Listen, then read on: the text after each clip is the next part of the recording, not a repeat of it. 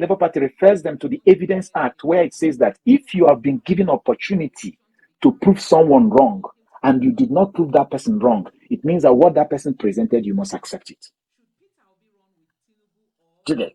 And then the issue of forfeiture, when the APC came to say, oh, that it is not a criminal offense, this, oh my goodness, Labour Party did not spare them. Do you know, Labour Party went and dug up all the cases in Nigeria. You know, we used to quote Mohammed Abacha versus federal government. They quoted even 3 other judgments where the Supreme Court had that forfeiture of any kind is a price you pay for a crime. And that is also not enough. They went and also pulled up all the judgments in the US Supreme Court dating back to about 1950 in the US, where that crime occurred, to show and quoting all the codes that shows that this is a crime and that this forfeiture you gave was a price you paid. So they now said it is more than 10 years. You remember we had mentioned it here that they were quoting subsection E of that list of the things that would disqualify someone from becoming president. Whereas Labour Party said to them, we are not interested in section E, subsection E. We are interested in subsection D, because subsection E deals with what happens with tribunal in Nigeria. But E is talking about crime, and even referred them to where the Supreme Court had given judgment that issue of money laundering is an attack on the global community, meaning the issue of money laundering doesn't matter where it happens. It's like when it happens in America, it's happening in Nigeria, because money laundering is a situation whereby you try to clean dirty money and make it look like a good money. When I read those things, I don't know, maybe you ask me some question, because if there's like any question you want to ask, and also open this to our audience. Anybody who wants to write any question could just write the question and we'll begin to take it. There are some other things you might want to bring up. I don't mind, you can interrupt me and ask such questions. But on that issue of forfeiture, Labour Party dealt with it to the core.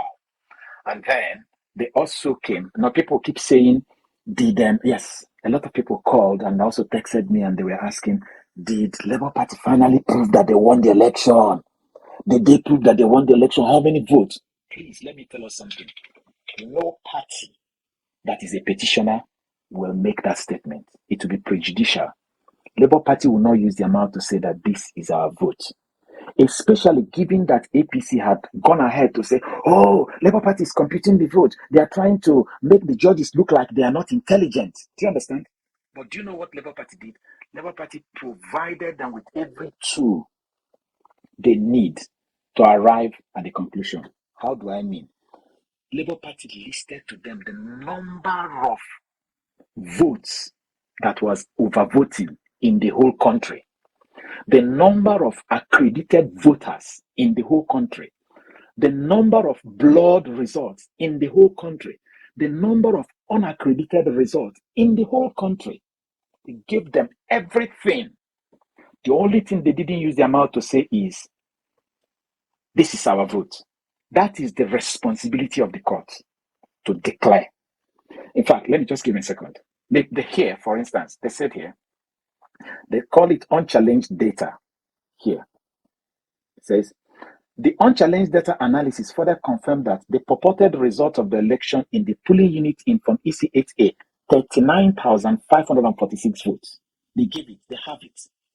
They also have all the figures of the number of, it says also the figure of 23,119,298 referred above are far more than the purported margin of lead. So Labour Party was able to calculate the total number of overvoting, the total number of accreditation to the last digit, and the total number of blood votes, the total number of inaccessible results.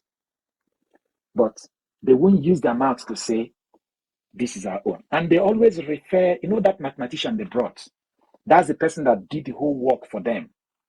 And the Supreme Court in the previous judgment had said that when they want to accept a document, it must be a professional in that field. For instance, if you're a medical doctor, they won't expect you to come and do that computation, even though you can do it. And then they say the only way they can reject the submission of a professional is if the other party is able to bring another professional in the same field to counter what this professional has done. And because INEC or APC did not bring any mathematician to say, oh, this man said that XYZ is the result. We have done our own, and our own is BCD. So that the court can now begin to compare two of them. They did not challenge it. And Supreme Court has said, if you can't challenge it, and he's a professional, we will accept it. Do you understand? So that's the I think there's a question that popped up. What did the person say? Do you have any question? Yeah, I think you're on mute. This day newspaper today, INEC said PDP versus Article 121 state. What is your I read this in the PDP one. And now I must say this. We have to be very, very, very careful because our mainstream media, they're just like, I don't know, I don't want to use my mouth. I think INEC became weak as they are concluding their results, as they are concluding their reply. Because at the end of it all, I didn't say it, I haven't said it. INEC summary, INEC was arguing cancelled, PDP, forgive me, I wanted to say PDP. PDP became very weak as they were concluding their address. PDP is going for cancellation. Their whole argument was leading to, oh, my lord, this election should be cancelled. You know, PDP knew that they can't really fight in terms of votes as bold as Labour Party is fighting. All these numbers to the last digit that Labour Party was bringing out, INEC, PDP did not do it. But there was, in the statement of INEC, there was a place where they corroborated that 21 states. It may be error, but PDP hijacked it and said, they said it, so it must be true. But when I read it, I'm like, I don't think it happens like this. I don't think the court is just going to approve it. You get? I don't think so. So this day ran with it. But all of us have read this document. And I have now explained to us the context under which that 21 states came. Do you understand? Under which that 21 states came. But it was not a very strong argument. It is not as the kind of argument that Labour Party gave. Because Labour Party gave their own with statistics, with number, with the number. Labour Party brought the number of registered voters from each polling unit and the number of accredited voters on that day. That is, they cleaned it up, and they will always refer the judges and say, go to this spreadsheet, you will see it. And I am sure on that spreadsheet, when you remove the overvoting, because you will not be able to establish overvoting without knowing that the number of voters is greater than the number of accreditation. So you must have the accreditation data for you to be able to know that this is overvoting or undervoting, as the case may be. And Labour Party was able to pin it down to those numbers.